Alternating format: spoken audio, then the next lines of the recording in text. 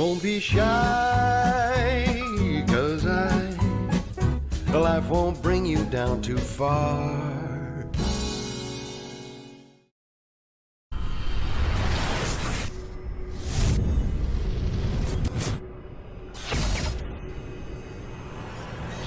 This is Coogan Cassius for IFL TV in association with MTK Global. It's Fight Camp Week 3. Delighted to be joined by Miss Rachel Ball. How are you? I'm good, thank you. I'm good. How have you found Fight Camp this week? It's a bit of a weird environment where everyone's kind of locked in. You're not locked in, but you are. It is strange, but everyone's been absolutely lovely, and I've had a wonderful time. Sound too nice to be a boxer, don't I? Yeah, but it's been lovely. Yeah, it's been really good. It's been a fantastic experience and meeting everyone. So the initial day you got here, you would have had to have kind of isolated yourself in the room, etc. I don't know how many hours you did, but I think a lot of people have done like 17, 18 hours without being able to leave the room. How did you find that? It was fine for me. I just relaxed, to be honest. I think the test came back about 10:30, but I was going to bed anyway, to be honest. So it was just nice to just have a relax. It's really busy and hectic packing to come here. You've got your boxing stuff, your normal clothes, and then all your food as well. So it's just nice to have a sit down and have a look at Netflix and stuff, really. What are you watching on Netflix, Rach? What have I watched? It sounds really grim. I've been watching that Piers Morgan, the murder series. All right. I watched 2 of his ones. I watched Hangover this morning. I watched a lovely programme about autistic people and matchmaking. That's really nice. So a variety of different things. Yeah. Okay. Huge opportunity for yourself on the Fight Camp Show 3 tomorrow night. So yeah, just talk to me initially about when you got the call to appear, because obviously there's only literally 10 boxers that have appeared in week 1, 2. That might change next week, but again for week 3, just 10 boxers. So there's not loads of opportunities for fighters on the card as it is. So when you first got the call for this, yeah, talk to me about that. I mean, at the time I don't think I really comprehended or understood the whole how Fight Camp was going to be, because I suppose it was in its earliest stages really, and how it was actually going to be. But I was just excited to get the fight really, and Errol just feeds the information down to Gav, and he liaises with me and lets me know things. So I found out really on a phone call. Your opponent tomorrow, Shannon Courtenay, 5-0. What have you seen of Shannon, and are you impressed with what you've seen of her early sort of fights she's had?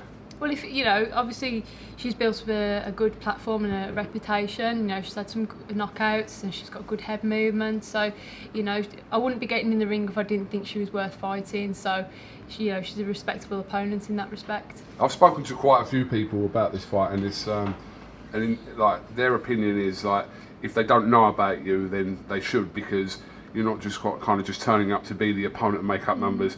You're coming into this fight to beat Shannon Courtenay and kind of, that's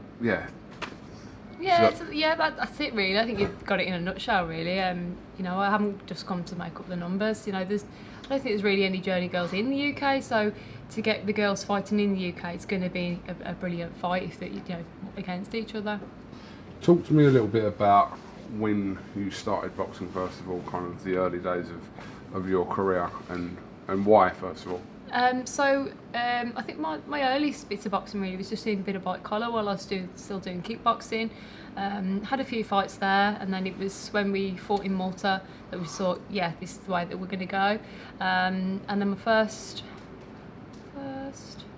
two fights, I can't remember what order they're in now, was probably the Journey girls, getting my experience in and things like that.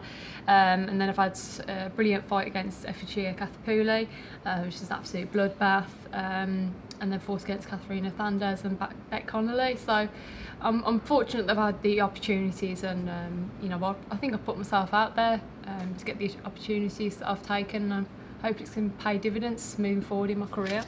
There's been a lot of emphasis on women's boxing during this fight camp. Obviously, we saw a great fight between Terry Harper and Natasha Jonas last week, which headlined first ever British world title fight.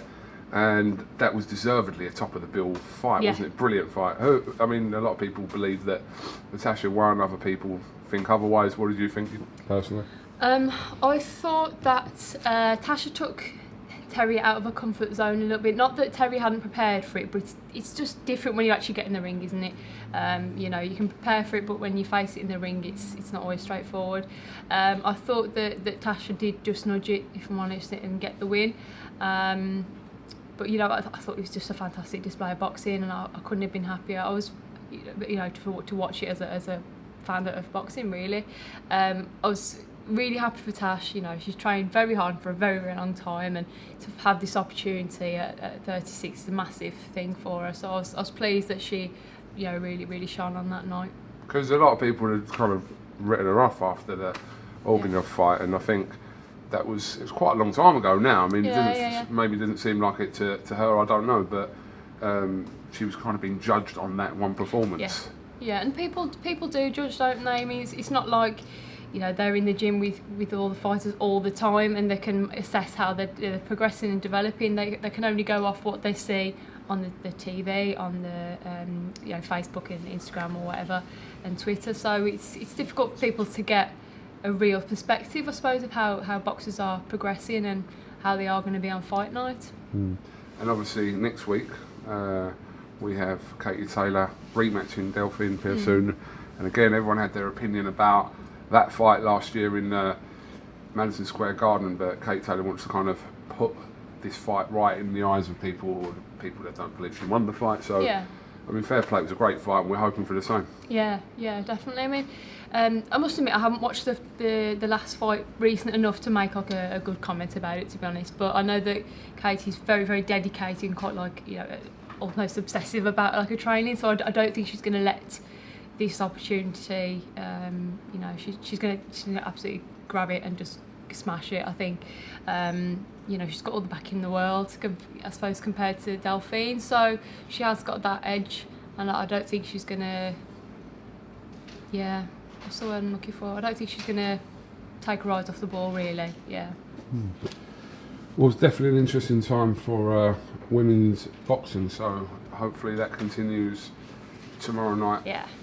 At Madison Square Garden. That's it.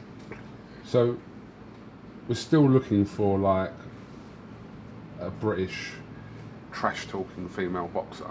I don't really think it's going to be you, is it? Oh, no. You know, can you imagine if I go rock up to work and they're like, "I seen you. It's what you said. You're not a knife." But can you imagine? I know, but you're going in there to punch someone's head in, isn't No, you? it's a sport, that is, isn't it? It's not like I'm doing it on the street or in a bar. I'm going to find one and I'm going to promote her. I'm going to encourage her. If I find one, I'll let you know. Yeah. And I'll be like, yeah, she's gonna give it some. Anything. I've not heard. Katie Taylor isn't like that, and I think the majority of. I don't think I've ever really heard. Oh, here he is, putting his 2 pence in. Everything behind us. But no problem. Well, listen, appreciate your time. Best of luck tomorrow. It's a great card stacked with 50-50 fights. So yeah, hopefully it's another good fight camp, fight night. Definitely. Anything else you'd like to add? I just want to say thank you to everyone who's, you know, messaged me with support. It really means a lot to me, so I'm really grateful. So what part of the country are you from? I'm from Walsall. Walsall. Yeah. Is that basically Birmingham? It's more black country than Birmingham. Right. Which probably doesn't sound like any different to you, but yeah. I wouldn't know the difference between a Birmingham accent and a black country accent, I don't think. So black country will say laugh, Birmingham will say like laugh. Right. That's one of the main differences. But yeah, it's we're a bit more common than people from Birmingham, to be honest. Okay. Well, that's very honest. in the way that we sound, basically. That's fine. Rachel Ball, thank you very much for talking to No IFL worries, TV. thank you. Best of luck tomorrow night. Thank you. Thank you.